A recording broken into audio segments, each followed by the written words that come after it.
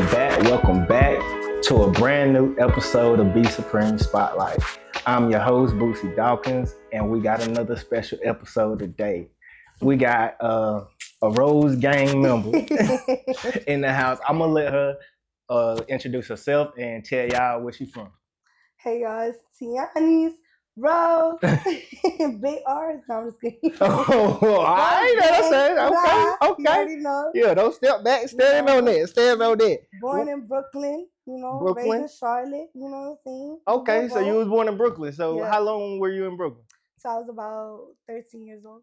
13. So that's in you. That's deep. Oh yeah, for sure. What part of Brooklyn you was in? Sunset Park. Is it rough over there? I don't even know that. What's for me? I love New York. I miss it sometimes. But I love Charlotte too, so. What was your neighborhood like in New York, like growing up? I mean, what was it like? I was on 4th Avenue, right? So this is in Sunset Park, 55th Street. So this is mostly like the Dominican section. I know that's how New York is. Sections, so like that's like a street up from where like the Puerto Ricans be, See, and then I was like where the Dominicans be. That's what I wanted to ask you. Because I know how New York is. Yeah, like it's sections, and then it's broken down by you got Puerto Ricans over here, you got the Dominicans over here.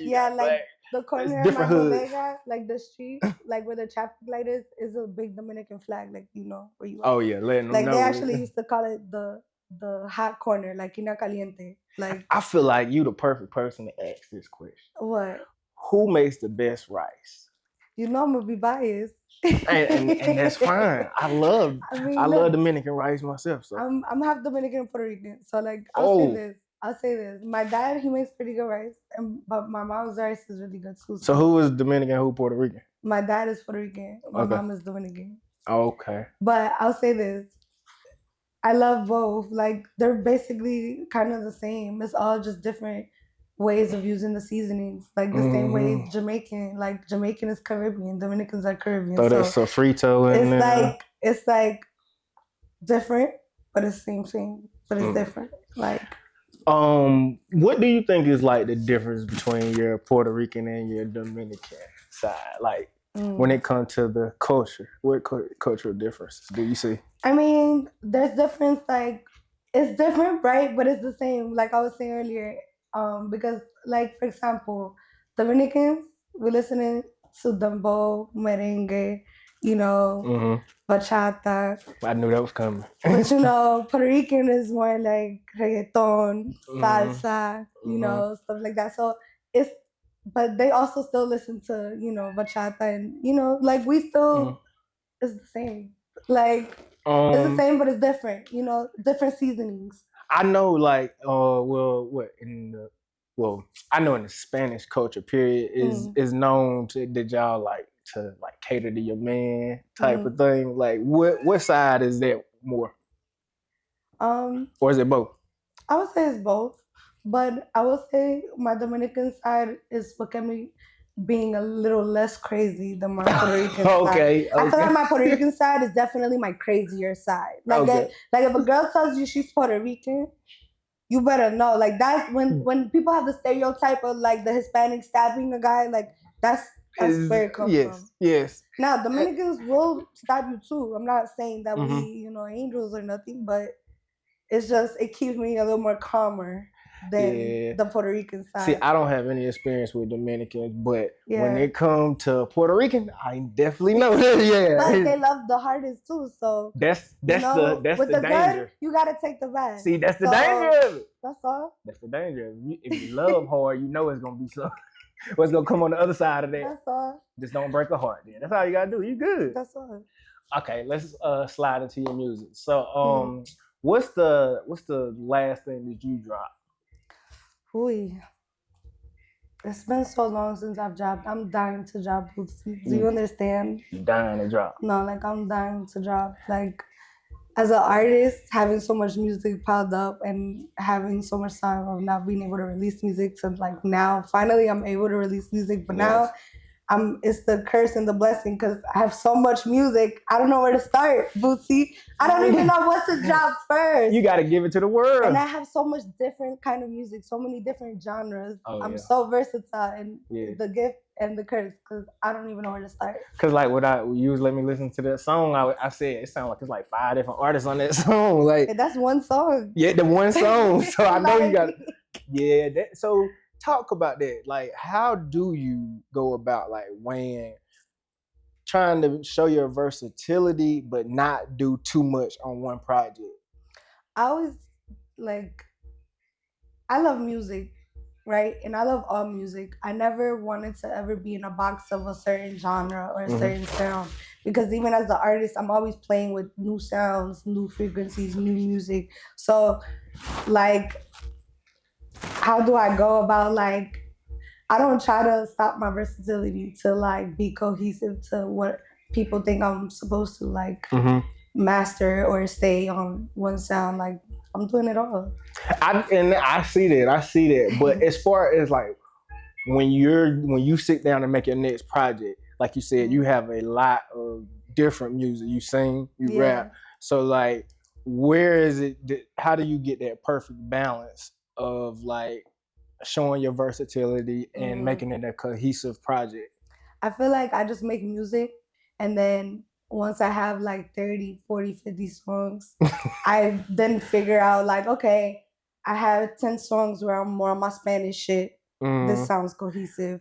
I have 7 songs. These sound like love songs.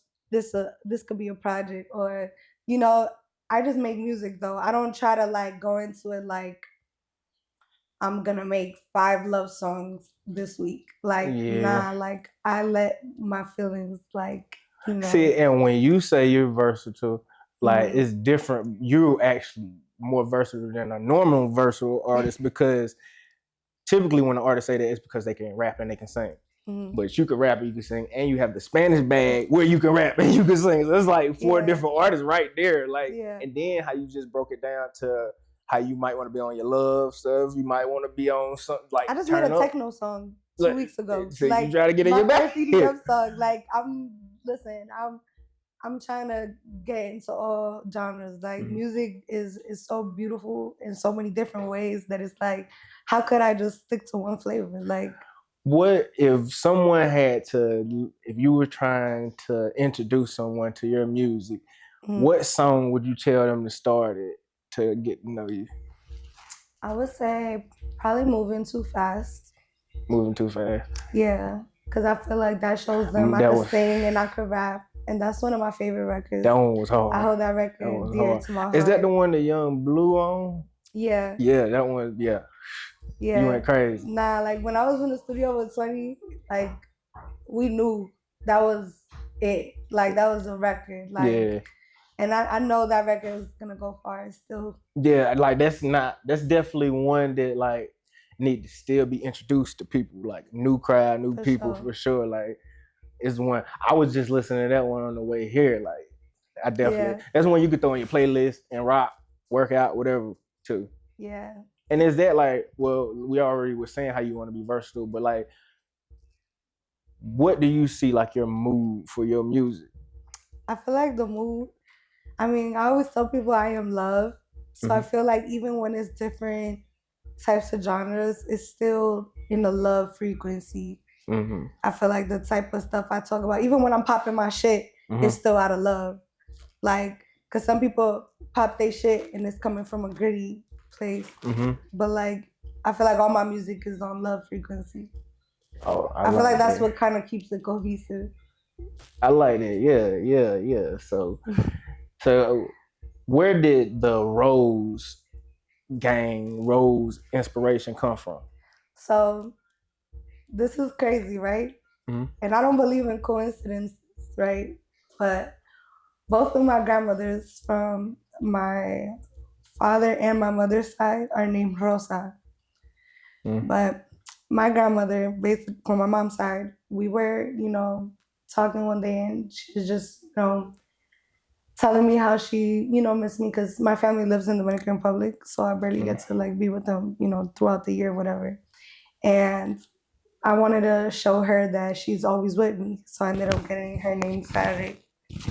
That's under here. You know what I'm saying? Oh yeah. So I got this tatted, and then I went for Christmas, and I showed my grandma, and I was like, "Look, grandma, you're always with me, like like Rose Gang." You feel me? That's dope. So then I started doing music, and then one day I used to go by Taco Bay. That was really like always my rap name because like people used to call me Taco from back in middle school. I'm glad you say that because that really did have me mixed up for a while. Because I definitely called you Taco Bay for a while, and then that's a different side of me. Like, okay. I feel like Taco Bay is my like gangster side. That's my like people who know Taco. It's a whole different entity from Tianis. Like Tianis Rose is like the more mature, the more I'm love. This is my higher self. Taco Bay probably the ego. Taco Bay is I'm Taco. You feel me? Yeah. So yeah. Something that kind of slide into something we was talking about before we started rolling, or how like you trying to get comfortable with basically like in your own skin. Like as you grow up, you mature. Like you're trying to get comfortable with that side of you. Yeah. What is that like?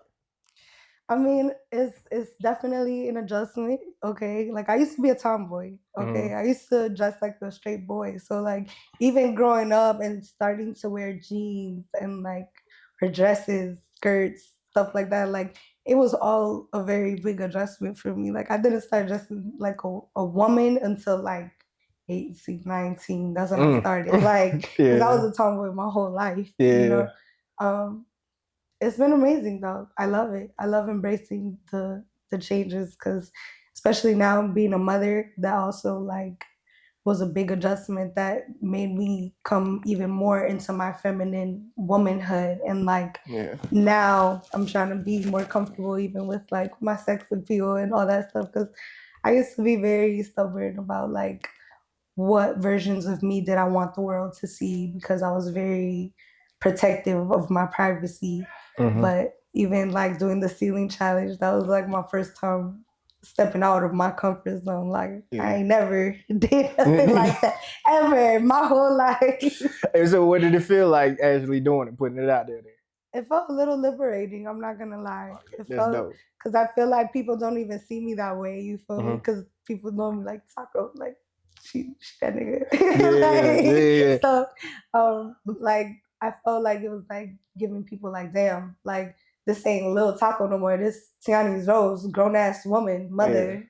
Ow. It's some shock. There's some shock value there. Yeah, for sure. This kind of a natural progression because you start talking about motherhood. Like, what has motherhood been like for you? Like, how has it changed you? Oh my God, motherhood has been a beautiful mess. Yeah, like I like that. I like that. Like, because I can't say it's just perfect and it's so beautiful and flowers and roses. Like, no, it's been like cleaning up poop and I love it. I love it just because I love my son. Like, it's the love you have for your son, no matter what. Yeah, that's definitely love. Cause you feel me? Like cleaning up the poop. Yeah, like scooping up poop in the bathtub and stuff. Like, you feel me? But I love you. Like, should never. Yeah, that's you better know I love you. Not sleeping for long periods of time. How you have a son? Yeah, he's 2. 2? Oh yeah, he's still kind of young. Yeah, like we just now made it terrible to like where now he's like sleeping through the night. But like it was tough times. It challenges you, but I feel like that's what showed me what I'm capable of, even as a woman. So I feel like being a mom really brought the best out of me because it pushed me to stop playing games. Like shit that I used to be okay with when I was younger, like I wouldn't even acknowledge or entertain now because like now, you feel me? I'm on that time. Okay, so that also goes to how did it change you as an artist? It was challenging. I'm not gonna lie. Even as an artist, I had to refine myself because the things I used to rap about, I was like, I'm a mother now. I can't say that. And like, I was really fighting through, like it was hard for me for a little while. Like I was honestly depressed because I was like, damn, I don't even know, what to make music about. But then I was like, wait, what are you talking about? you've always made music about real life shit. Right. When have it'd be different if I was like one of them artists that only talked about certain shit. Then, but it's like what you've always been a poet, so do what you do best. And I made Mother's Love. I dropped that on Mother's Day. Like, I feel like even our parents, we don't really truly understand them until like we become parents, and then we be like, your mom be like, one day you gonna understand that one day hit me. Like that one day was today. Giving labor to my son, that was that one day. Everything made sense. I was like, Mom, I'm so sorry. Like I could never apologize enough. Like, wow, I love you so much. Like you're amazing. Do you want another one? I do. I don't want to leave my son by himself. He needs something. Yeah, it is. But do I want one right now? You want to wait a little bit? He is still young though, so you got a little bit of time. You can wait. You can wait. Yeah, no, I'm trying to go on tour, on my world tour first. Yeah, and then I'm gonna come home. What is your favorite part of artistry? Like, is it writing the music? Is it performing the music, or is it recording the music? I love all the different stages for different reasons. So that's a hard one. I can't pick one thing, but I will say my favorite thing is seeing how people react to the music or how it makes them feel. So you like performing? Yeah, I like performing, or even like listening sessions, like when people like sit down actually. That's intimate, like you get to actually see them walk around. Cause I'm glad you brought that up. I've had people cry before, like to my music. That right there is what keeps me doing this. Like, yeah, see, that's what I said. I'm glad you brought that up because that's where my first time seeing you at your listening session, man. And the music that you had, like, listen, she got some music in the tuck. Like, I mean, she need to give it to the world. Like, I don't know why she playing. She got to give it to the world because that music, like, for every track I heard that you performed, it was like that. For real. Every track. I've been waiting on it. Thank you. It's coming, I promise. What can we look forward to in 2024 for? For 2024, I'm dropping. That's what you can look forward to. Okay. Because we ain't getting I'm dropping. No, like it's been, I know. We need it on the platforms. We need it on the platforms. On all DSPs. Yes. Why haven't we got any music? Well, I was with the label, you feel me, and it was taking long. So now I'm back independent. So now I'm finally, trying to get my ducks in order so I can start releasing my music again. Okay, so what is that like, jumping into being independent again, like pushing your own self? I mean, I'm happy. Like, I started this independent. Before I had a label, I was already doing this, you feel me? So it feels like freedom. It feels like I can actually do things the way I want to do them. So I'm looking forward to everything that's coming in 2024. And what do you think do you have to do different now that you are independent? What is it? Do you think you have to take on more responsibility in other roles? For sure, but I'm also getting the team together. So it always takes a village. It's never one person alone.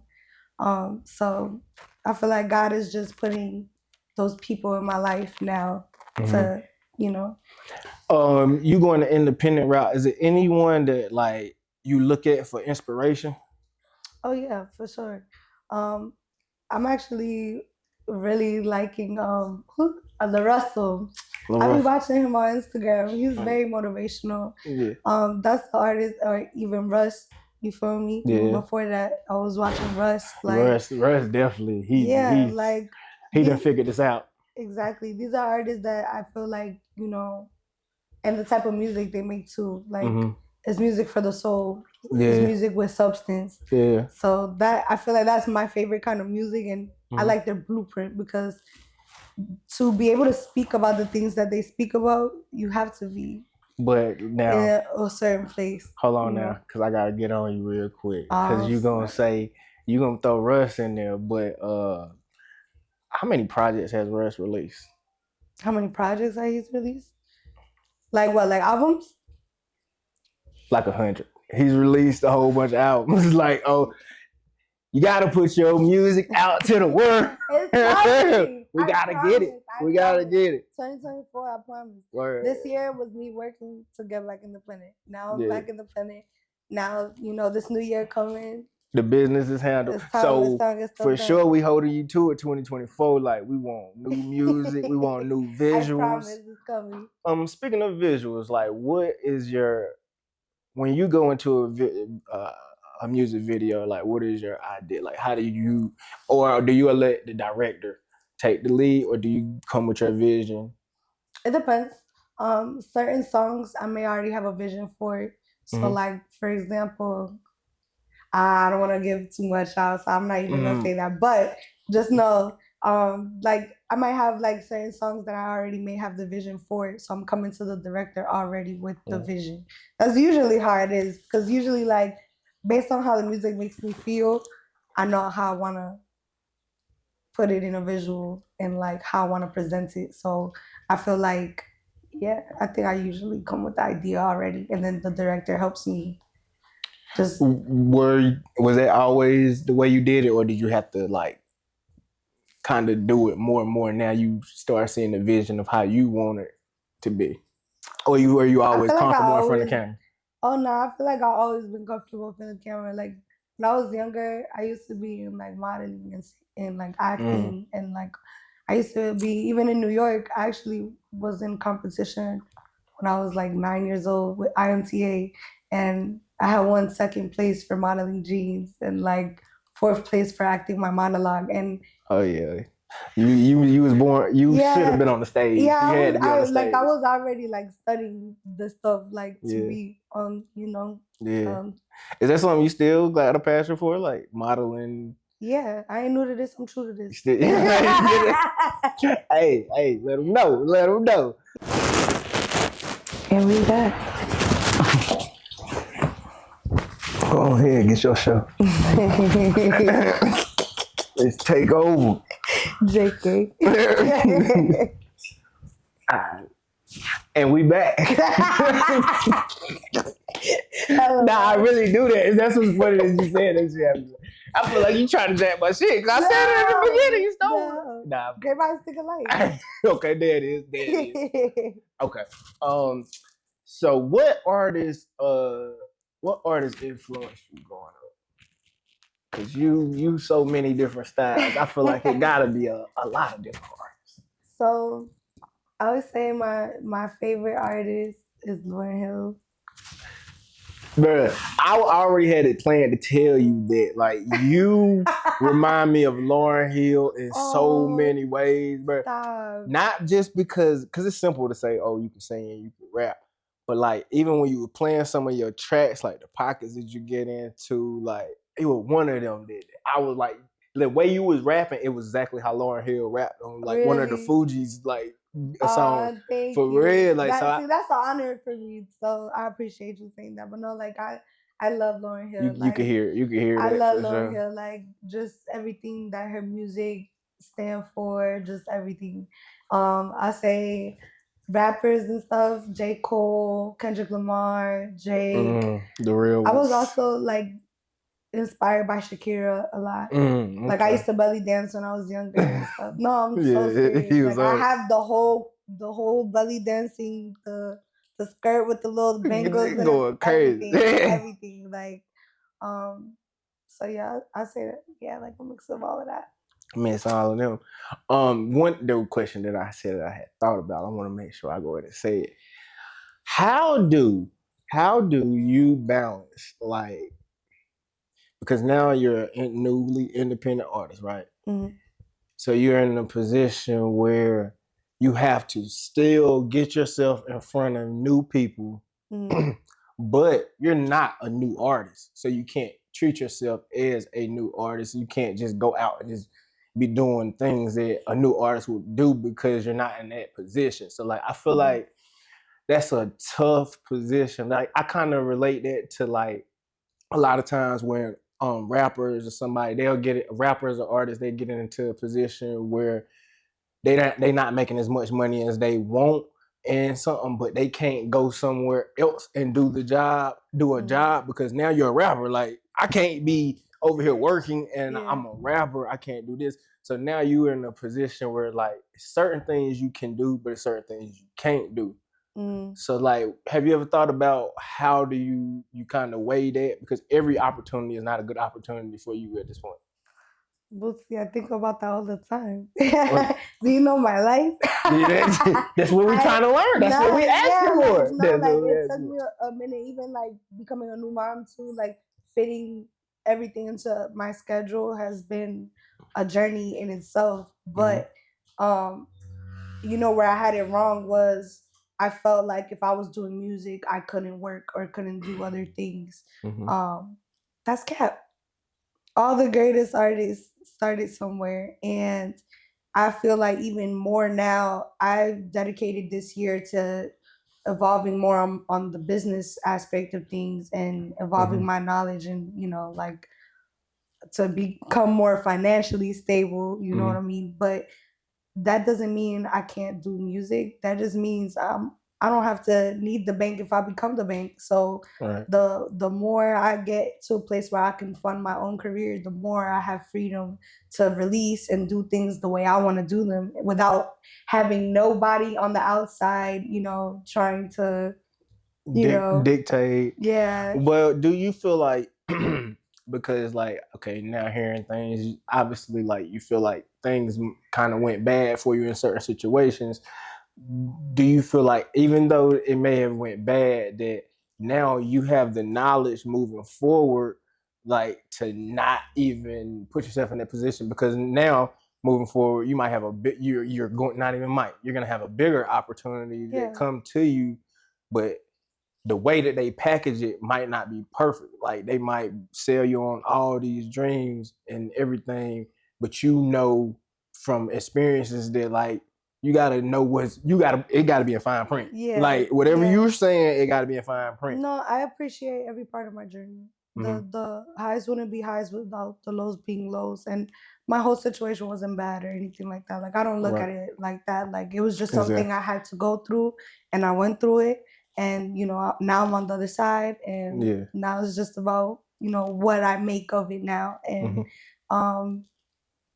what was the question you asked me? Like did it allow you to learn from it to the point where you could move forward and you take what you learned in new situations and where apply it was to like my maybe a bigger experience where like you're not gonna get all of this, but you're gonna get this because it sounds like you wanna, because clearly you've been wanting to release. So you want to have control over your music. Yeah. So I don't think you're just gonna sign up to just like, you tell me when to drop. Twice before I sign anything. Like, that's definitely the lesson of but that's the lesson that a lot of artists go through. Like usually people's first contract don't always be, the last one. So at the end of the day, like whatever God has planned for me in my journey, I have faith that it's gonna go the way He needs it to go, and I just gotta put the work in that I gotta do, and that's where I'm at now. And I feel like it's a blessing that you did get it at the point that you did, because now, like moving forward, you know how to move. That's all. Lessons learned. Learned. Yeah. Fool me once, became fool twice. How do you put like your Dominican and Puerto Rican culture into your music? It's me. It just comes out. It comes out. It pours out of me. But you do Spanish. You do Spanish music, correct? Oh yeah, I do both. I will say I'm now tapping more into my Spanish side because I do speak English more than my Spanish. So it is a little bit more challenging when I do the Spanish, but I do it because I speak Spanish fluently. Like eso está dentro de mí. Like so. And the Spanish market is huge. Like huge. That joint is way bigger than the US. Like with the domestic, it's not even, if you look at the numbers, because I'm a numbers person, so I really be looking at numbers. Like I don't know Spanish, so I can't really be listening to so much Spanish music, but I look at them numbers. Yeah, I mean Bad Bunny, everybody here. I mean he's really the king right now, for real. He going crazy. Nah, he fire. And I think I seen where he was making like around, I don't, that number probably different now, but when I seen it, it was like 7 million a performance. Like this was his take home. Like his take home. I'm trying to get there. 7 million take home. And these were, it wasn't like a one-off. This was his tour. Like this was his tour. Yeah. He was doing several nights of this. 7 million. Like he's about to be a billionaire off of performing his music. And everybody know that he got like a great deal. Mm-hmm. Like he basically like got like a 90-10 split. Like he's basically almost independent. Like he just got like a distribution type of deal. Then he also have a deal that's like, because he's a Spanish artist, he got a deal that's over there, then the deal that's US.